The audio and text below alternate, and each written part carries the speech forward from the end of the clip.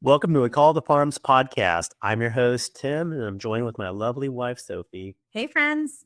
We're back. We've been MIA all of November. Well, I did say that I wanted to get to November because by November 1st, I would have completed my book tour. And so it is official. I have completed my 2024 book tour, and I'm so grateful for the time to be able to travel everywhere, all over the world, to promote the Nourishing Asian Kitchen. And in fact, in just 5 more days, it will be exactly 1 year since the book has come out. So I'm very thrilled and excited to be able to have had this opportunity, but to have met so many people on the road and have heard from so many of you on our stories. And many of you have come here to our podcast because of the book. So I'm so grateful to have been able to share this experience with everybody. So thank you again for all of your support for the book and our family, because we really truly thought it was just going to be a fun family project. But I love seeing the photos coming from so many of you who have taken pictures throughout the year to show me exactly what you have made for your families to nourish them, and all the stories related to that. So thank you so much. What a huge blessing. Yeah, that's so exciting. And I remember you got back from going to Oaxaca, going internationally and meeting people there who have read your book and tried out some of those recipes. Yeah. So when I was at Oaxaca, I taught the art of kimchi and taught 2 3 hour classes on everything kimchi. So I actually then wrapped it all together in an ebook, and it is now available for any of you who are interested in learning about the other kimchi recipes that are not included in the Nourishing Asian Kitchen. These are additional ones that I've created and have added them to the site. So you can grab those.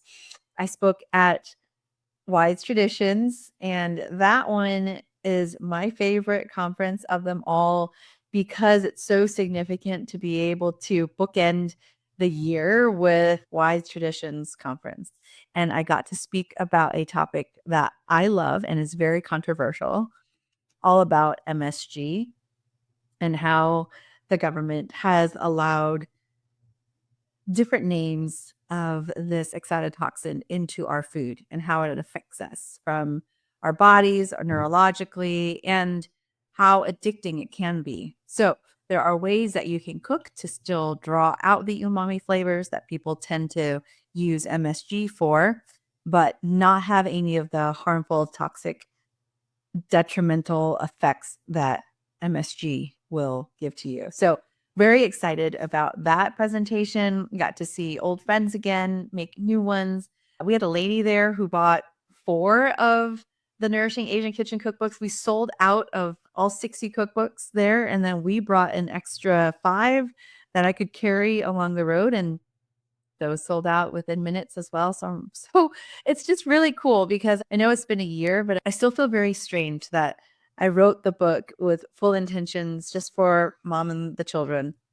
But to see anybody else pick up a book or 2 books or 4 books, like, it still shocks me, and it makes me happy. And I hope that that feeling never goes away, because I'm extremely grateful for all of the support from, a purchase from a book. And that same lady also bought 4 spice mixes from the girls, and the girls had 60 and they sold out too. So we had to offer a free shipping for multiple orders because that was the promo deal at the time there. So yeah. I love that conference. I typically don't get to accompany you to these conferences, and I learned a lot from your talk too. I didn't realize MSG is an excitotoxin. It's actually in a lot of the foods that I used to love eating growing up. So I definitely learned a lot. I love the Weston A. Price conference. It's like the Super Bowl of natural foods and health. Mhm. So it's I'm great. I'm glad that you got to go there, and we made some new friends Mhm. and vendors, since we were a vendor this year as well. So it was really great to see other vendors there and speak to other owners that I have been wanting to reach out to, but having them there representing their business and asking all of the tough questions about how clean their product is really great. And I'm so excited to be able to share that with you in the next few weeks. Yeah, it's wonderful. And then we also got to finally take a break after that. Oh, yeah. So We took the kids to Walt Disney World afterwards, and that was a great way to end the year for us. Yeah. And I'm not a fan of anything Disney. Well, yeah. But I know you I were very excited about this. I know. I grew up as a Disney baby, and I know with all the things that, we can look up on Disney, but we still brought our children over, and just things you could see from the outside. That's fine. And I think the children have a good mix with us as parents. yes, because they get to have this imaginary fun with you. yes, And then a realistic, real life fun with me. Because my idea of fun would be taking them to Survivor Camp up in the mountains, and you want to take them on roller coaster rides at Disney World. I like theme parks. And does anybody else identify with this? I mean, the struggle is real, where if you're trying to have one foot in the system and one foot out. So yeah, it's tough. It's tough. But I had a lot of fun because we got to do the Food and Wine Festival at Epcot. So it was really fun to be able to try all the different types of foods, and thinking that we can maybe try to recreate them across the different countries at home, but make them more nourishing. But the food wasn't all that great. right. It was fun, imaginary play, but All right. it was for the experience, and that's what I said. We weren't going to buy any souvenirs and just have an experience, and so that was we didn't want to support them that much, but they did take money. So, anyways. That was that. So in November, I put out a podcast episode with Josh Thomas. He created School of Traditional Skills. Be sure to check that website out, because I always have a lot of my buyers who are getting into homestead go and check out School of Traditional Skills, because he curates all the top-notch subject matter experts in homesteading skills. So that way you can ramp up as quickly as possible without wasting your time in surfing YouTube or going and trying to Google these skills when he's already gone and done that. So be sure to check that out. Him and his wife, Carolyn, she has homesteading family, and they are both highly successful. I really, really respect what they do, how they can run multiple businesses, and also be very in tune with their families. So this was a very unique interview, because I was able to meet Josh in person at the Modern Homesteading Conference earlier this year, and we were able to continue that conversation on this podcast episode. So be sure to tune in on that. Well, what happened from November to December? We had the elections. Yeah, we had the elections, and weeks leading up to it, our conversations with clients were saying, we want to do this, but we want to hold on what the election results are going to be. So there were clients that just wanted to wait, and we know who won the elections. And for us personally, doesn't quite matter who's in office, because I feel that regardless of whoever's in office, or who will take office, you should start learning those skills now. There shouldn't be no more delay. Yeah. If that means cooking from scratch, if that means starting your first garden, if that means bringing home your first livestock animals, if that means buying land, if that means buying your homestead, your turnkey homestead, because we're running out of time, then do it. It should not matter who is in office, because I just cannot encourage you more, because there's so much to learn in all of those areas that I just said, and it costs more money. So get started sooner rather than later. And especially if you have children, you want them to learn these skills. And I'm not saying fail, but you want them to learn from mistakes sooner rather than later. So after the elections were over, November 5th, that is when we started getting phone calls again, and people booking calls to talk about how to get started again. So November has been quite busy for us for a number of reasons. Yep. And so we apologize for not coming on for a housing update, but we're here. Yeah. And then people think that November, December, the housing market should be slowing down. And that is not the case. It hasn't been the case even going back to COVID. So it has actually been picking up. I've been having a lot of conversations with buyers who are seriously thinking about making the move. In fact, they've already taken that first step and placed their homes on the market. I've got a buyer in California, in SoCal, already has their house on the market and looking to make that move. I also have another set of buyers, a couple coming out of Texas, And I actually met them in person last month on their way to HOA. There's another family coming out of Florida, and they're looking for lots of acreage in Tennessee. But I do find that there is a common theme. These people who moved to Texas and to Florida, they thought that was their final move. They were looking for land, they were looking for buffer. And then what happened? The nearby cities started growing larger and larger and just started encapsulating their little town as well. And so now they're looking to make that move. And Tennessee is on that list because where we're at, especially in Northeast Tennessee, we feel like we're about 20 years behind. And that's something that we're proud to say, but we also kind of keep that a little hush so that there's not a huge, huge movement out here. But we do love it out here. Yeah. Yeah. And with that being said, I just helped a buyer who was referred to me by Catherine Austin Fitz in the Solari report. So I was really honored to hear about that. And he came out here and spent a week just doing their recon, doing everything that I recommended for potential buyers to actually come out, boots on the ground, explore the communities to see if it's going to be the right fit for you. And during that week, I was able to meet with him and showed him some properties, and we got him under contract in his dream property. So he's going to be closing at the end of this month, and what a dream come true for him. So we're really happy to be able to help him with that. Yeah. There is still a scarcity of listings on the market.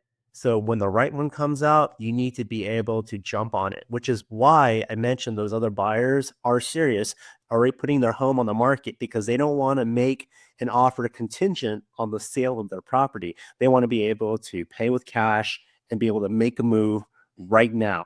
Speaking of which, I do have a turnkey homestead property that will be coming on the market in January. So if you want to learn more about it, be sure to reach out to me. Yep.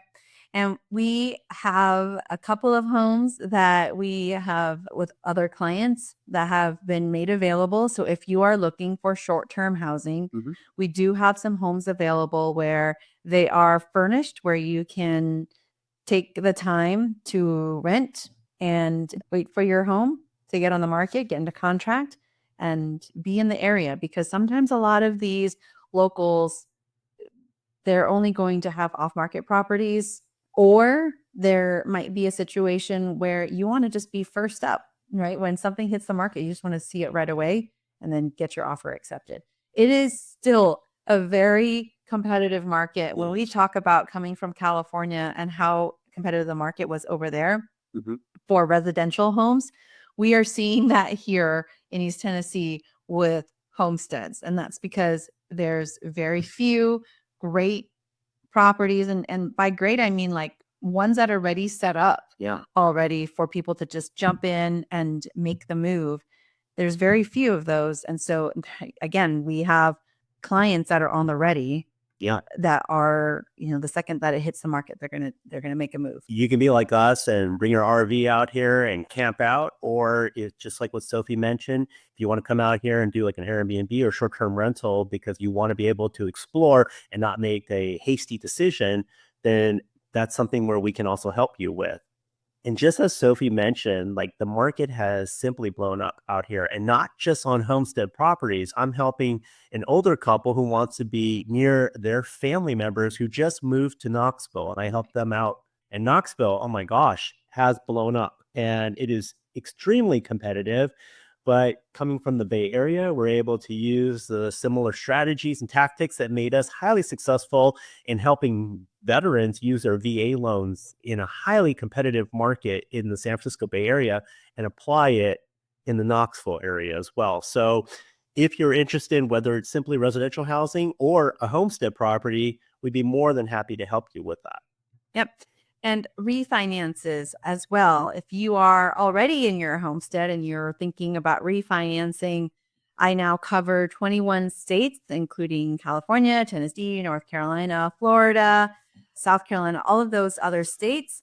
And on top of that, I don't like to toot my own horn, but just this last month, I got #1 top producer of our brokerage of 500 other mortgage brokers. So that has been really exciting. It's been really busy, and I could not thank my team more for being just so awesome and so quick, and thanking all of you for your trust in me to serve you throughout the years, whether you're one of our old clients from California to one of our newer ones in Tennessee and California or Florida. And so we just thank you so much for your support and your business throughout the years. That's a testament to the customer service that you provide. So that's wonderful news. Congrats, babe. Yeah, great. Yeah. So that is the update with the housing market. So if you're thinking, hey, maybe I should wait and see after the inauguration, no, you should be acting on it now. While there is a lull right now, start making the moves, whether you're researching or getting your home ready to sell in the market that you're in right now. Be sure to start making those moves now. If you have any questions whatsoever, be sure to reach out to me. Go to homesteadingrealtor.com. I do have free consultations, but I also have a video course on how to buy land. And I have a new video course coming out because if you already have a homestead, I talk about how to properly secure that homestead as well. So that's going to be a new video course that will be coming out. That's really exciting.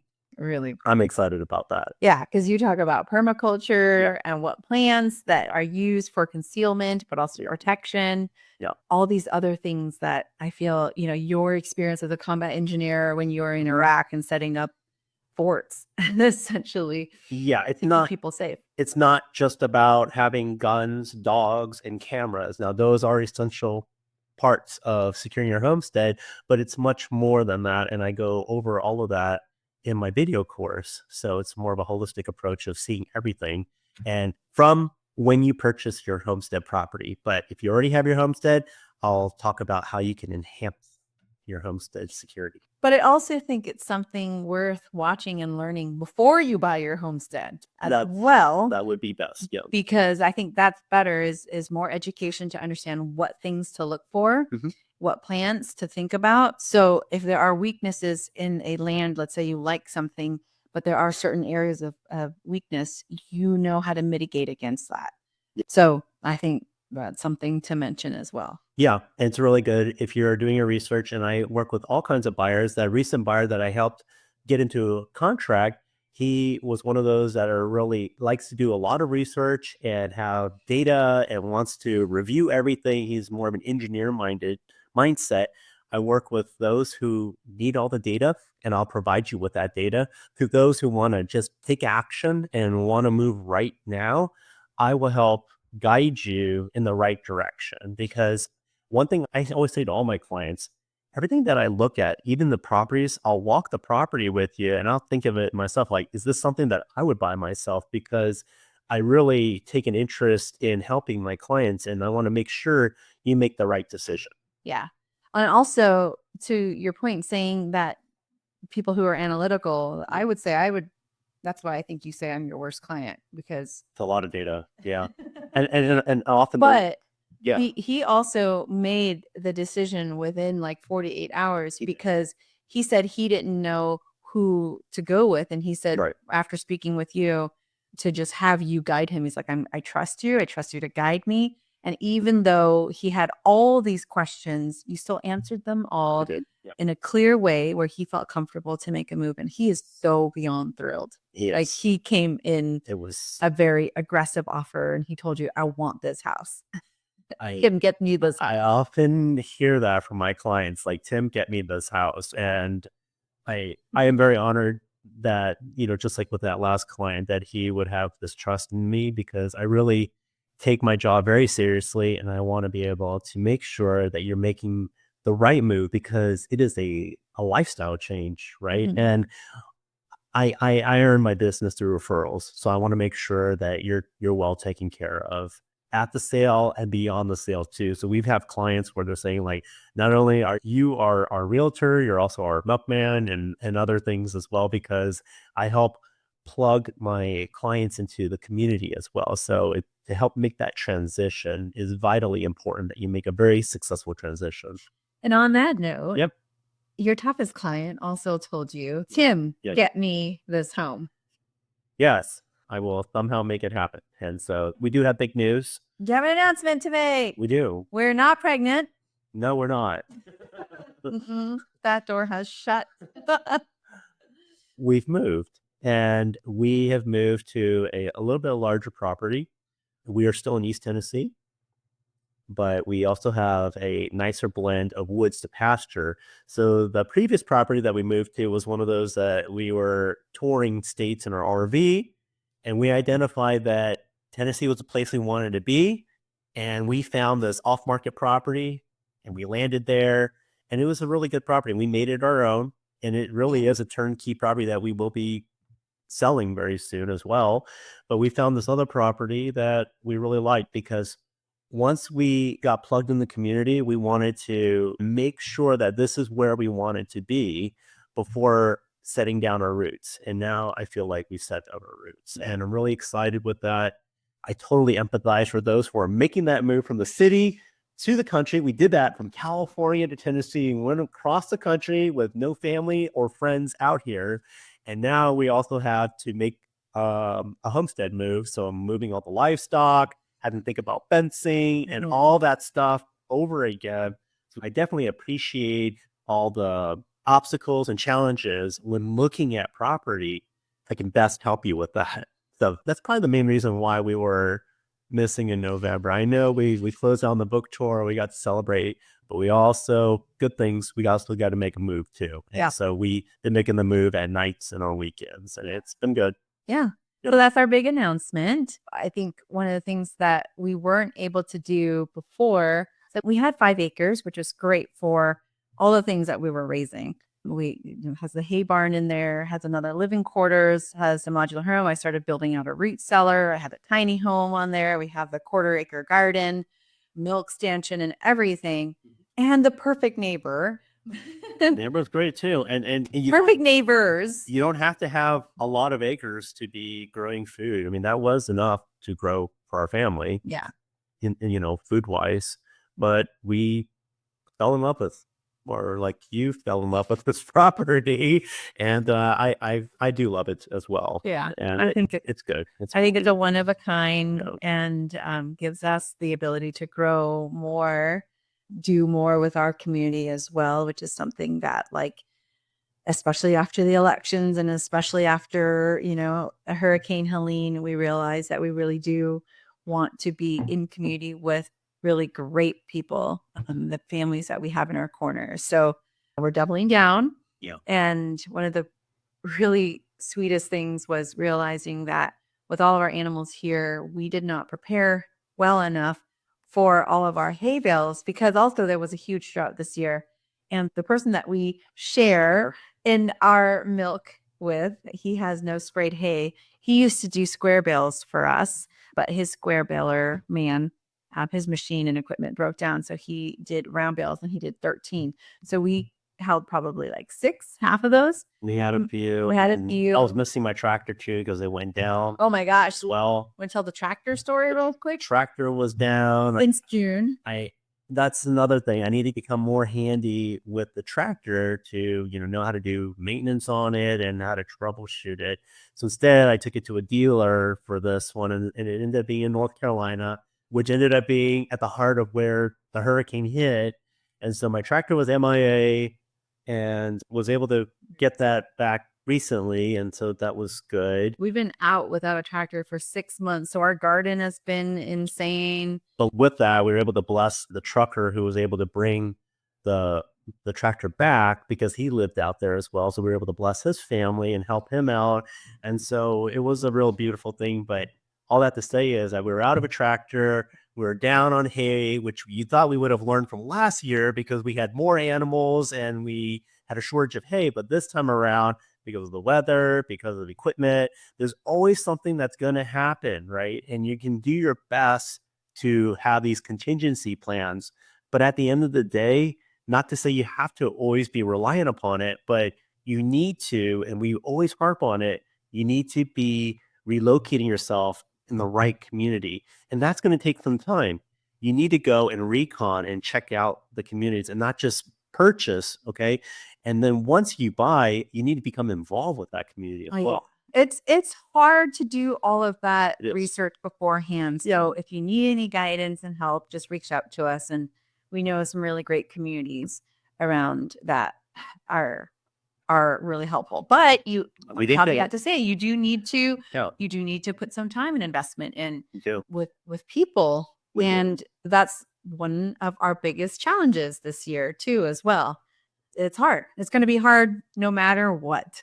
And so who are the people that Right. I've talked about this in multiple episodes, but like where are the givers, where are the people, and to know who, because when we put out kind of a hey, we need some help. Hey, Yeah. pun intended. Hey, we need help. Hey, we need some Hey. help for hey. Mhm. Within that night, Yep. we were able to get, a sweet family who helped us They dropped everything. have They had the trailers and they helped move our tractor for us. They helped secure hay for us as well. yeah, but reach out to someone who has access to the best hay and who normally wouldn't sell. At this point, just so you know, at this point in the game, we're in December.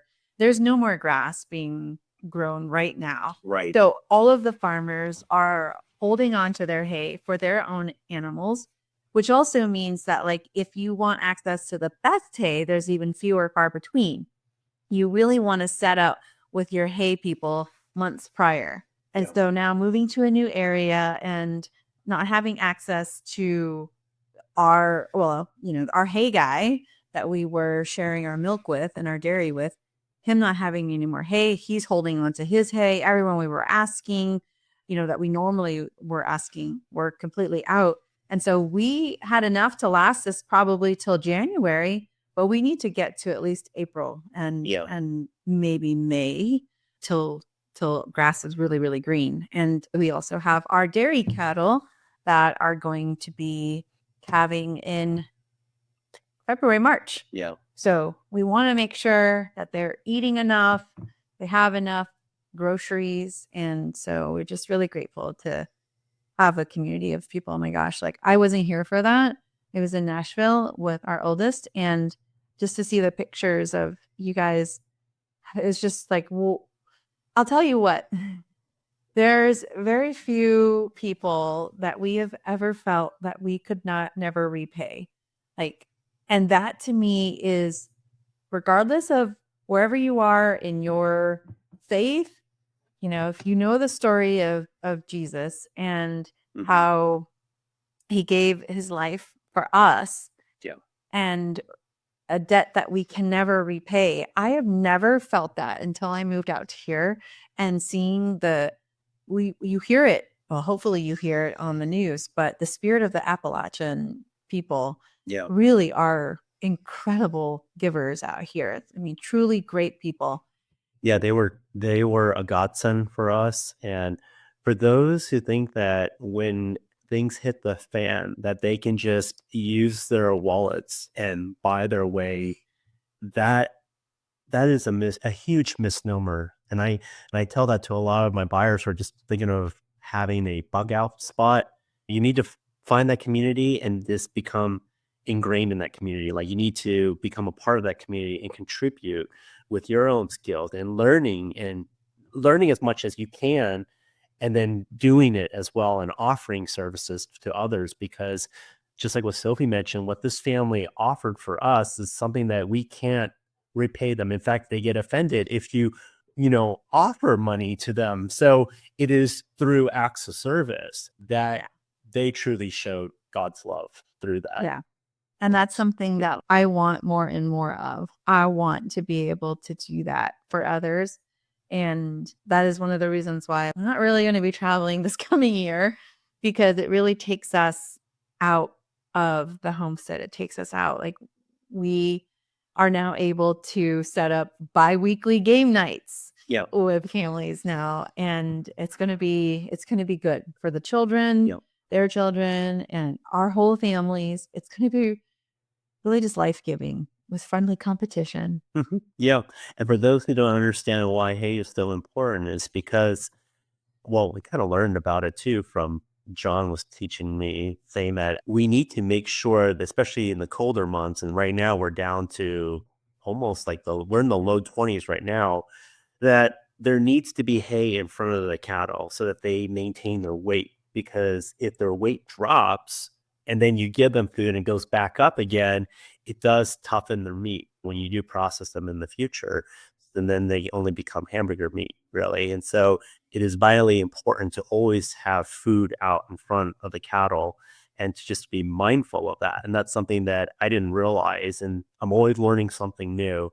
And now I'm learning a lot more about hay. And even the person we got hay from, he was giving me like a quick lesson on what he looks at and how he bales his hay. And there is a science to that as well. He got pretty nerdy with it, but very blessed to have been able to have these neighbors and good friends of ours be able to show us a good place, a good source for hay, and not having to pay tip top prices for them either, too. So Yeah. I'm very grateful for that. And now we have hay stored, and I didn't realize how much stress I had over hay until I was able to, store the hay in the barn there. And so I feel a lot better, and I know that my animals were happy. So that was a huge blessing, and especially with the move to our property. So And so on that, I was also saying that another way to get meat without having to worry about hay, since our sheep and our cattle do eat it,